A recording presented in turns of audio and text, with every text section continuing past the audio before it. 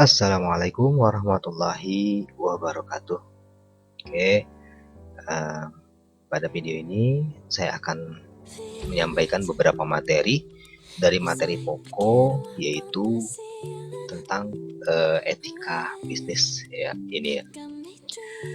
Kalau berbicara masalah etika, sebetulnya sih bukan hanya pada tataran bisnis saja, tetapi etika itu meliputi daripada seluruh lingkup kehidupan manusia. Karenanya etika dikatakan sebagai pedoman hidup, ya, pedoman hidup untuk memperoleh nilai, ya, dalam arti kebaikan, ya. Jadi itu pentingnya etika, ya. Layaknya kita berkehidupan sosial, kita juga harus menerapkan daripada etika itu. Nah, bagaimana dengan bisnis? Oke, ketika dikaitkan dengan bisnis atau usaha, etika itu sangat memiliki peran yang sangat penting, gitu, sebagai salah satu faktor untuk kelangsungan daripada bisnis jangka panjang, ya. Ya, dikatakan sebagai jangka panjang karena memang yang namanya penerapan etika tidak serta-merta kita rasakan hasilnya, gitu. Tapi perlu proses penerapan daripada etika yang dipahami, kemudian dianut, kemudian dilaksanakan oleh seluruh anggota organisasi atau perusahaan, yang nantinya secara jangka panjang itu akan memberikan dampak yang sangat positif terhadap perusahaan itu. Oke. Nah, kemudian kejujuran dalam etika itu adalah salah satu bentuk, ya.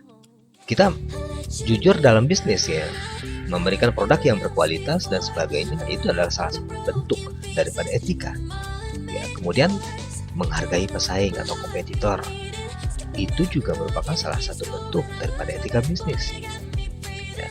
Contohnya beginilah,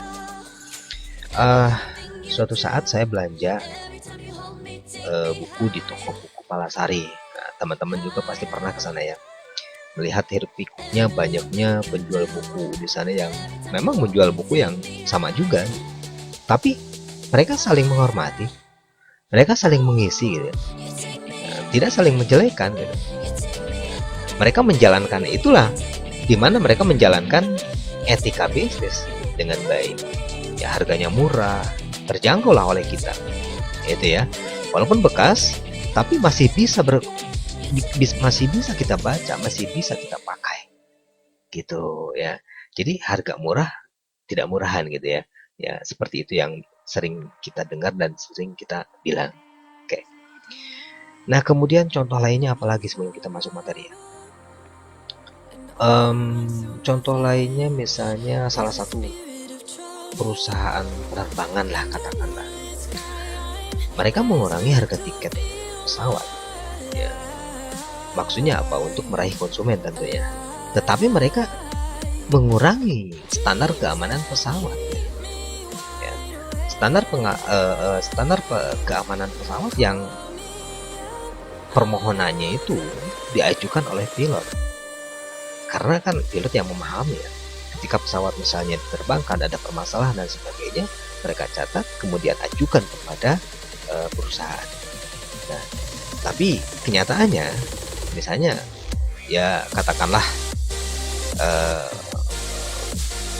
spare part yang dikurangi, itu spare part yang dibutuhkan oleh perusahaan itu dikurangi, itu sehingga nggak dibeli dengan alasan, ya, untuk efisiensi dan sebagainya. Padahal kan itu membahayakan daripada penumpang, gitu, membahayakan terhadap perusahaan itu sendiri. Dan kenyataannya karena memang perilakunya yang tidak beretika, akhirnya perusahaan itu bangkrut. Itu salah satu contoh dari sekian banyak contoh pentingnya penerapan etika bisnis. Jadi kita mau milih yang mana, itu usaha jangka panjang atau jangka pendek. Oke. Etika itu, ya, kita masuklah. Jadi etika itu memiliki cakupan yang bisa dikategorikan secara internal maupun eksternal, gitu. Karena saya buatkan ini terbagi menjadi dua, ya. cakupan internal seperti ini, cakupan eksternal seperti ini. Oke, ya walaupun memang pada prinsipnya seluruh komponen ini menjadi satu kesatuan sebetulnya. Oke, ini maksudnya adalah untuk lebih mempermudah saja. Ya, pertama kalau kita mengkaji cakupan secara internal di sini adalah hubungan antara perusahaan dengan pegawainya. Ya, hubungan antara perusahaan dengan pegawainya. Di sini pegawai atau biasa disebut dengan karyawan itu kan menginginkan pengupahan gitu, pengupahan yang layak. Ya, pengupahan yang layak, kemudian kesempatan promosi, keselamatan kerja, dan lain sebagainya, banyak sekali. Itu yang dimaksud dengan bagaimana hubungan antara perusahaan dengan pegawai. Nah, kemudian ya katakanlah bahwa pegawai itu diberikan pengupahan yang layak. Ya, maka di sini akan terjadi apa yang dinamakan dengan bahwa pegawai itu akan menjalankan proses kerja secara produktif. Itu ya yang diharapkan oleh perusahaan kan seperti itu ya, menginginkan karyawan bisa produktif. Ya, atas apa yang diharapkan oleh pegawai itu atau karyawan itu. Ya, jadi mereka atau pegawai berarti ikut serta dengan iklim yang seperti itu mengembangkan dan menjaga perusahaan secara keseluruhan. Itu kan secara internal saja kita sudah bisa membaca bahwa ternyata etika bisnis itu sangat penting. Seringkali kita mendengar dan melihat adanya ketidakpuasan pegawai, ujung-ujungnya perusahaan sendiri kan jadi repot. Nah, saudara kalau misalnya nanti ke depan membuat atau membangun sebuah perusahaan, ya harus menerapkan etika itu agar terjadi apa yang dinamakan dengan kepuasan pegawai. Ya, yang sering kita kaji ya, gitu. Kemudian kalau kita lihat ini kolom yang di sini diartikan bahwa terjalin hubungan secara eksternal ya, katakan seperti itu kalau menurut saya. Kita kaji satu persatu hubungan antara perusahaan dengan investor. Ya. Nah, orang atau organisasi yang menanamkan uangnya, ya sebutlah investor itu, menginginkan bahwa manajemen perusahaan itu dapat mengelolanya dengan baik. Ya, menginginkan perusahaan mengelola manajemen secara baik, sehingga di sini akan memunculkan apa yang dinamakan dengan growth atau pertumbuhan. Dari pertumbuhan perusahaan itu tentu akan memperoleh keuntungan. Nah, ada semacam kausal efektual ya seperti itu. Yaitu ya dinamakan dengan hubungan antara perusahaan dengan investor. Berikutnya apa? Konsumen. Ya, berarti hubungan antara perusahaan dengan konsumen. Di sini konsumen ya seperti kita sendirilah ya. Kita sering menginginkan perusahaan membuat produk yang berkualitas. Kemudian ya dapat dipercayalah ya, harga yang layak dan sebagainya, macam-macam ya. Nah ini ya, jadi perusahaan pun harus membuat produk-produk yang memang memiliki kualitas yang diharapkan oleh konsumen, yang diperlukan oleh konsumen. Itu etikanya seperti itu. Jangan asal-asalan membuat produk gitu. Misalnya begini, kalau kita berbicara masalah bisnis kuliner lah ya, yang lebih enak ya, bisnis kuliner dengan konsumen, produk kita, makanan kita itu harus diolah secara higienis. Karenanya ada semacam mekanisme atau ketentuan khusus dalam pengolahan sebuah produk makanan. Ya, jangan sampai satu lembar rambut pun itu masuk kepada ya misalnya sayur sop gitu ya, itu masuk kepada sayur sop. Makanya harus ada semacam penutup kepala yang biasa disebut dengan koki gitu ya. Nah itu ya. Jadi perusahaan itu memiliki kewajiban untuk menjalankan etika bisnis kepada konsumen berupa kualitas daripada produk yang dibuatnya. Ya. di materi yang terdahulu kan pernah saya katakan top of mind gitu ya. Menjadi top of mind konsumen itu menjadi apa ya, produk kita menjadi top of mind bagi konsumen. Salah satunya dengan penerapan etika. Berikutnya adalah hubungan antara perusahaan dengan kreditur. Ya. Kreditur ini mengharapkan kalau utang perusahaan ini dapat dibayar tepat waktu.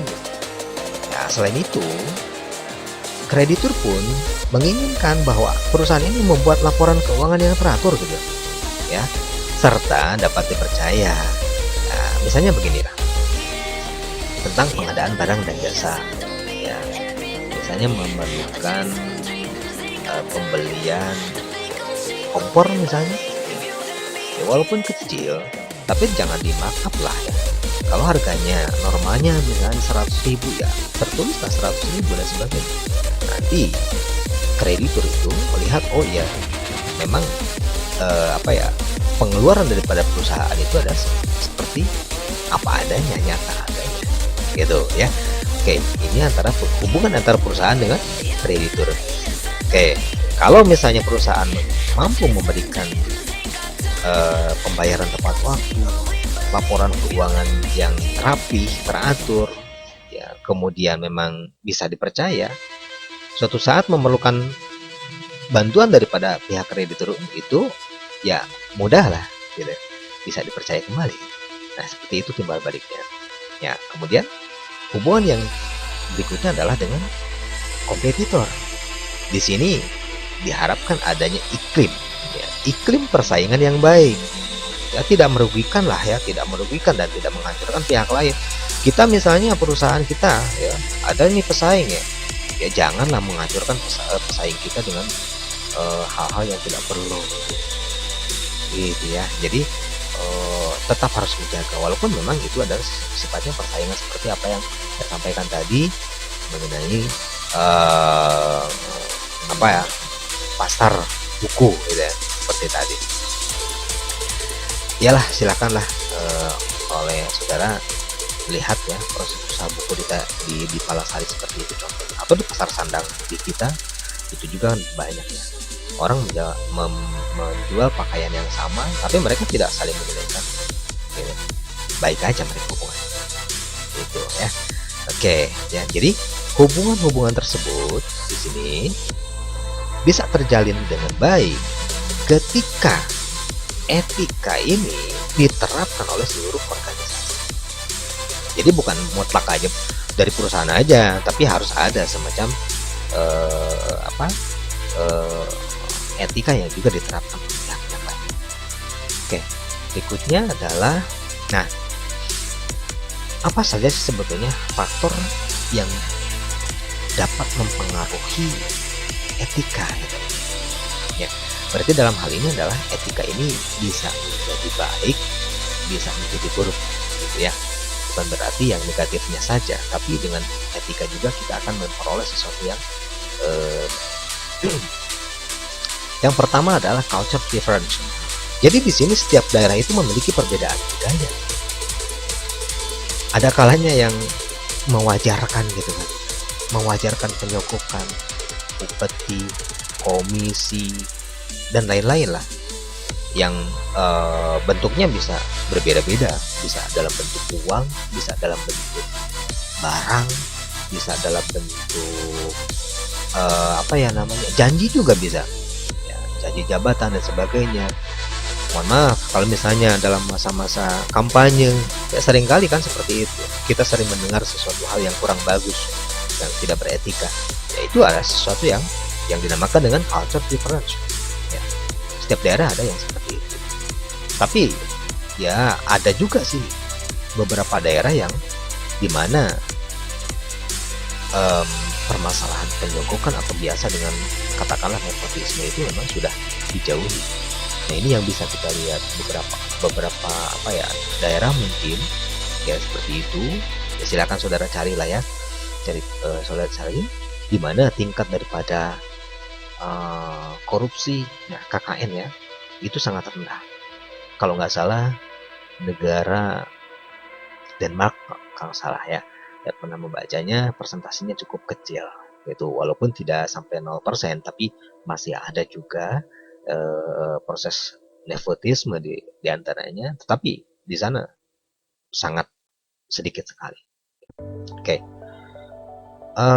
Faktor berikutnya adalah knowledge atau pendidikan. Faktor pendidikan ini bisa diartikan bahwa ketika sudah tahu ya jangan dilakukan gitu. Ya sebetulnya ini knowledge ini, kalau kita berbicara etika dalam faktor knowledge, bukan hanya berlaku bagi private ya, tapi juga buat buat pejabat pemerintah. Oke, kasus-kasus yang permasalahan ini kan kita sudah tahu ya. Oke. Nah, faktor pendidikan ini bisa bersifat formal ataupun non formal sih sebetulnya. Kalau formalnya ya sekarang ini saudara masuk kepada faktor yang bisa meningkatkan atau memberikan kekuatan terhadap etika. Pendidikan formal sekarang ini. Sekarang kan saudara sedang membahas tentang masalah etika. Ya, berarti saudara tahu gitu, kalau sesuatu hal itu harus dilakukan dengan etik, ya. Ada etiknya gitu. Nah, itu adalah sesuatu yang dinamakan dengan faktor daripada pendidikan. Kalau sudah tahu, ya jangan dilakukan. Kalau yang dinamakan dengan nepotisme itu tidak baik, jangan dilakukan. Ya, oke. Kemudian faktor pendidikan non formalnya bisa berupa dalam sisi keagamaan, tingkat keimanan kita. Ya, sesuatu yang salah berarti dosa, yaitu yang pendidikan. Bagaimana setiap orang memiliki pendidikan dalam tataran seperti itu? Ya, faktor yang mempengaruhi etika. Seseorang yang katakanlah memiliki sisi keagamaan yang kuat, ya saya pikir nggak bakalan lah melakukan suatu tindak kesalahan. Oke. Kemudian faktor berikutnya adalah organizational behavior atau perilaku organisasi. Nah, organisasi atau perusahaan yang menjaga etika dengan baik itu akan menjadikan organisasi tersebut memiliki nilai yang positif gitu. Inilah ya kode etik perusahaan. Ya. Artinya seperti apa? Kode etik tersebut akan menjadi kuat, maka harus dikomunikasikan. Artinya bahwa yang dinamakan dengan perilaku organisasi itu kan, sebuah perusahaan itu kan biasanya kan memiliki apa yang dinamakan dengan kode etik ya.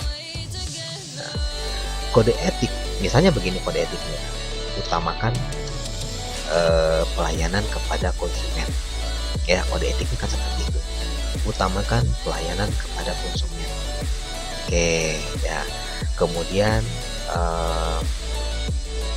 keselamatan kerja dan lain-lain sebagainya. Kode etiknya bisa seperti itu. Bagaimana agar kode etik ini sebagai bagian daripada perilaku organisasi menjadi kuat? Salah satunya ya harus dikomunikasikan kode etik ini. Kenapa? Supaya seluruh anggota organisasi bisa memahami, kemudian bisa menjadikan suatu kebiasaan. Nah, dari kebiasaan itulah akan memunculkan apa yang dinamakan dengan budaya perusahaan. Tuh, kan jadi mengarahnya kepada berbagai macam hal dari etika ini. Nah, kenapa kita berbicara bagaimana kalau misalnya sudah muncul budaya perusahaan? Apa sih manfaatnya? 1, 2, 3, 4, 5. Banyak sekali manfaatnya. Ini hanya sebagian saja saya pikir. Ya. Jadi manfaat budaya perusahaan bisa dikatakan yang pertama lah ya, seperti ini, sense of identity. Ini diartikan sebagai suatu kebanggaan bisa bekerja atau tergabung gitu pada suatu perusahaan. Oke ya. Nah, terkadang kita kan merasakan ya, kita sering melihat atau mendengar saya bangga bekerja di perusahaan X. Nah, kenapa? Karena di sana saling menghargai dan sebagainya, yang terbentuk karena adanya yang pertama kode etik, kemudian dijalankan oleh seluruh anggota organisasi dan memunculkan budaya perusahaan. Akhirnya kita merasa betah tinggal di perusahaan tersebut, ya, sense of identity. Kemudian kedua adalah sense of belonging, rasa memiliki. Diartikan sebagai bahwa rasa memiliki itu ya kita atau pegawai atau seluruh anggota organisasi sudah merasa sayang gitu, sudah merasa sayang terhadap perusahaan tersebut, sehingga kalau misalnya di sini sudah diterapkan dan sudah melekat ya, maka tanpa diminta pun itu karyawan itu akan menjaga dan berusaha meningkatkan perusahaan. Ini manfaat yang luar biasa ya, gak usah promosi lagi, mereka sudah mempromosikan sendiri itu. Berikutnya, komitmen bersama, maksudnya bahwa seluruh anggota organisasi itu, seluruh anggota perusahaan, seluruh pegawai berusaha untuk mewujudkan tujuan daripada perusahaan itu sendiri. Kalau tujuannya adalah untuk menjadi raja pasar gitu, katakan seperti itu, dengan kualitas terbaik, maka mereka memiliki komitmen membuat produk dengan sebaik-baiknya. Nah, ya. Berikutnya, stabilitas internal perusahaan mudah sekali. Terwujud di sini terwujudnya apa yang dinamakan dengan iklim perusahaan yang kondusif, harmonisasi. Ya, harmonisasi di dalam perusahaan akan membawa perusahaan tersebut ke arah yang lebih baik, lebih maju, lebih berkembang.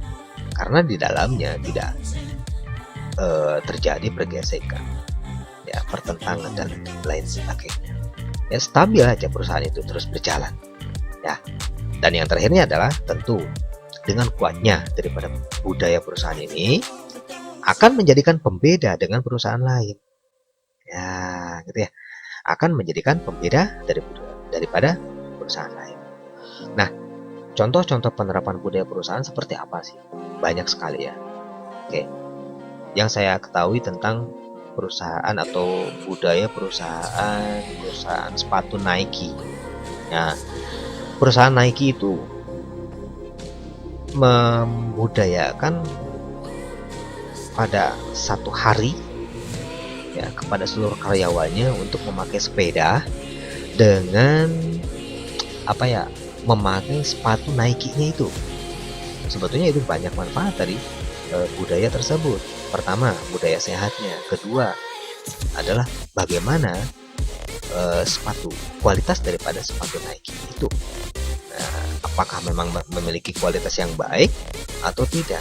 Karena dengan dipakainya itu akan diketahui juga oleh karyawannya mana sih sisi kelemahan daripada produknya, itu kan bisa dinilai seperti itu. Nah, banyaklah pokoknya yang bisa kita jadikan contoh bagaimana suatu perusahaan menjadi pembeda daripada perusahaan lain, kemudian bagaimana suatu perusahaan itu memiliki apa yang dinamakan dengan budaya perusahaan, ya, organizational culture yang berdasarkan pada etika bisnis, ya. Oke, mudah-mudahan bisa dipahami. Silakan saudara pelajari. Selebihnya ada pada materi yang telah disampaikan. Selalu dalam menjalankan etika dalam sisi kehidupan. Terima kasih. Assalamualaikum warahmatullahi wabarakatuh.